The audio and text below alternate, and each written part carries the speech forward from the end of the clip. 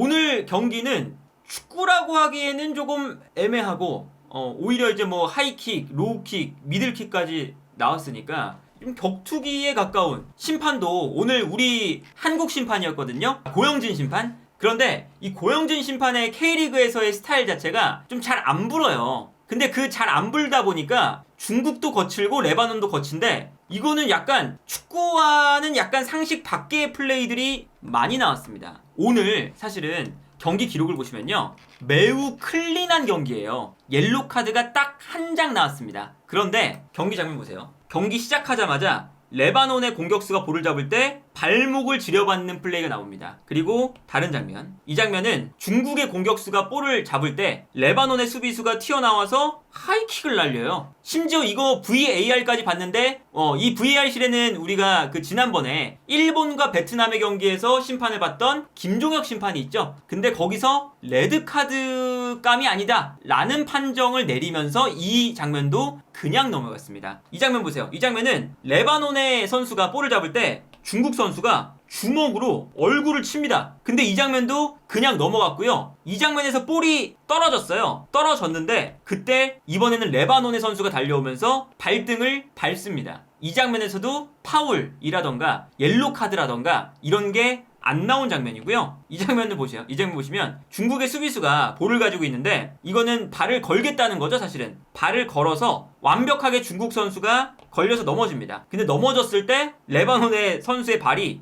이 중국 선수의 배 밑으로 가 있죠. 괜히 그냥 이 배를 한번 차고 가요. 이것도 사실은 뭐 엄격하게 본다면 옐로 카드가 나올 수 있는 장면인데 안 나왔습니다. 이 장면도 보세요. 레바논 선수가 등을 지는 척 하면서 팔꿈치가 올라왔어요.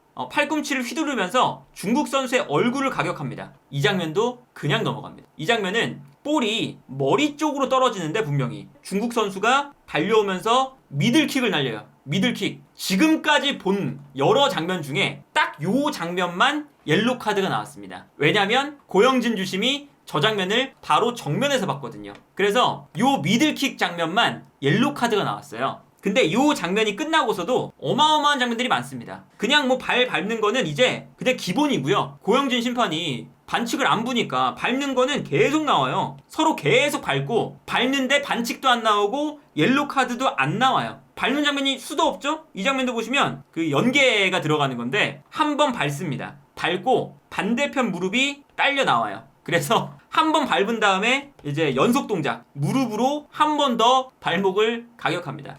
연계 플레이. 요 연계 플레이가 나오면서 이거는 그래도 반칙은 불렸어요. 근데 경고는 안 나옵니다. 근데 이게 보시면 나와야 되는 장면이 안 나오거든요. 이 장면 보시면 중국 선수가 볼을 가지고 있어요. 거의 역습하는 장면이었거든요. 분명히 심판이 보고 있습니다. 올라갈 때 돌파를 허용하게 생겼으니까 레바논의 선수가 빨리 달려와서 다리를 그냥 걸어요. 여기서 그냥 돌파가 됐으면 바로 그냥 위험한 상황이잖아요. 근데 그냥 걸었거든요. 어떻게 걸었냐? 무릎을 집어넣어서 중국 선수가 달려나가다가 여기에 걸려요. 그리고 심판이 분명히 이 장면을 보고 있어요. 보고 있는데 옐로 카드 아닙니다. 고영진 심판의 눈에는 이거 옐로 카드 아니었어요. 물론 이제 고영진 심판의 스타일이 있겠지만 중국과 레바논을 이렇게 편파 판정한 것도 아니었어요. 그냥 레바논도 거칠고 중국도 거칠고 서로에게 반칙을 안 불었어요. 그냥 어찌 보면 약간 공평한 거죠. 근데 경기 운영도 되게 별로인 게 뭐냐면 이 장 보시면 레바논 선수가 볼을 잡았어요. 근데 중국 선수가 달려 나오면서 반칙을 했어요. 근데 반칙을 했는데 볼이 뒤로 넘어갔습니다. 뒤로 넘어가서 볼이 약간 길게 떨어져요. 길게 떨어졌는데 중앙 지역에 레바논 선수도 없고 사실상 그냥 측면 지역으로 볼이 떨어지니까 보통 우리가 이런 상황에서는 어드밴테이지를 줬거든요. 어드밴테이지. 근데 어드밴테이지라는 건 반칙의 상황이 일어난 다음에 반칙을 당한 팀이 좋은 공격 찬스가 나온다. 그러니까 흐름을 살려줄 만한 장면이다. 이러면은 그냥 어드밴테이지 줘도 되는데 이 장면 보시면 레바논이 여기서 공격 찬스를 이어나갈 만한 상황도 아니에요. 근데 어드밴테이지를 줍니다.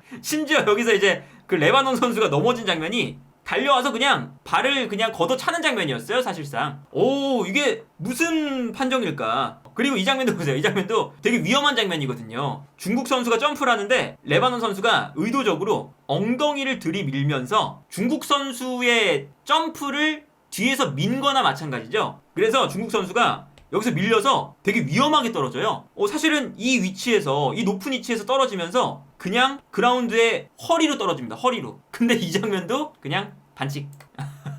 그래서 와, 이 정도면 뭔가 이번 아시안컵 모든 경기에서 판정만 본다면 어디 편파 판정이 아니고 그냥 심판의 성향만 봤을 때 가장 재미있었던 예능형 경기가 아닌가 싶고, 근데 이게 여러 가지 측면을 생각을 해보면 이 두 팀이 축구를 매우 못합니다. 거친 것도 있는데 두 팀이 축구를 너무 못해요. 그래도 중국이 이 레바논보다는 조금 더 전력이 좋지 않나 하는 평가를 좀 듣잖아요. 뭐 피파 랭킹도 사실은 중국은 79위, 레바논은 107위거든요. 100위가 넘어가요. 근데 오늘 중국의 플레이를 보면요, 되게 실망적인 게 이 장면에서 크로스가 올라옵니다. 크로스가 올라오는데 레바논의 골키퍼가 이 평범한 크로스를 잡았는데 놓쳤어요. 그러니까 달려 들어오는 중국의 가장 스타 플레이어 우레이가 달려옵니다.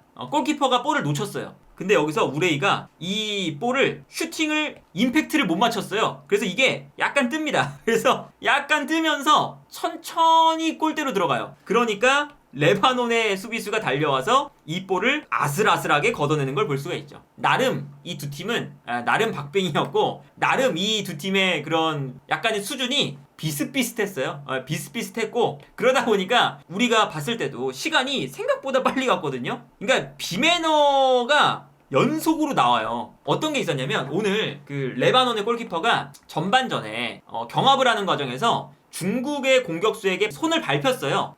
그러다 보니까 약간 좀 몸 상태가 안 좋았거든요. 그래서 후반전에 이 레바논의 골키퍼가 통증이 좀 심하니까 손을 들면서 잠깐 치료를 받겠다 하는 손동작을 합니다. 그 다음에 킥을 처리하는데 그냥 바깥으로 걷어내요. 걷어내면서 분명히 손동작을 보면요, 난 안 될 것 같다, 내보내달라 라는 제스처를 취합니다. 근데 이 볼이 걷어낸 건데 중국 선수가 있는 쪽으로 가거든요. 근데 이 중국 선수가 볼을 잡아요. 잡은 다음에 레바논 선수들은 우리가 내보내려고 보낸 거다, 그래서 보시면 이 선수도 내보내달라 라고 손동작을 하고 있고, 골키퍼도 내보내달라 하는 손동작을 하고 있습니다. 그런데 굴하지 않고 이 볼을 받은 중국 선수가 돌파를 시작해요. 사실 뭐 이 규정에 뭐 골키퍼가 볼을 내보내달라고 했을 때 상대팀이 내보내줘야 된다 라는 규정은 없거든요. 사실 이거는 그냥 매너죠, 매너.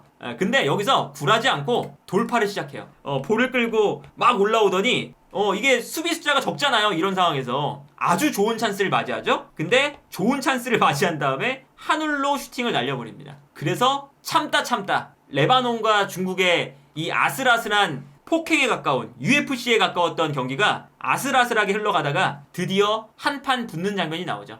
서로. 그리고 이제 우리 고영진 주심이 중앙에서 하지 마라, 이 장면. 경고 안 나왔습니다. 경고 안 나왔어요. 경기의 수준이 뭐 높진 않았지만 재미는 있었고, 그리고 우리 고영진 주심의 또 이제 심판의 성향이 워낙에 초관대에 가깝기 때문에 이 경기가 뭐 거칠지만 옐로 카드도 한 장, 그리고 반칙도 의외로 얼마 안 나왔어요. 반칙이 몇 개 나왔냐면 두 팀 다 합해서 22개 나왔습니다. 22개. 반칙도 그렇게 많이 나온 편도 아니에요. 그래서 기록지상으로는 깨끗한 경기였으나 경기 자체는 매우 더티하고, 사실은 이건 축구라고 할 수 없는 거의 격투기에 가까운 축구였다. 그런데 이제 오늘 경기에서 두 팀이 무승부였거든요. 0대0 무승부. 사실은 뭐 좋은 찬스도 거의 없었고, 뭐 있어봐야 그 레바논이 중거리 슈팅 때렸을 때 골대 2번 맞은 거, 그거였는데 그래도 충격이 큰 건 중국입니다. 왜 그러냐? 아시안컵은 한 가지 특징이 있습니다. 3등까지 해도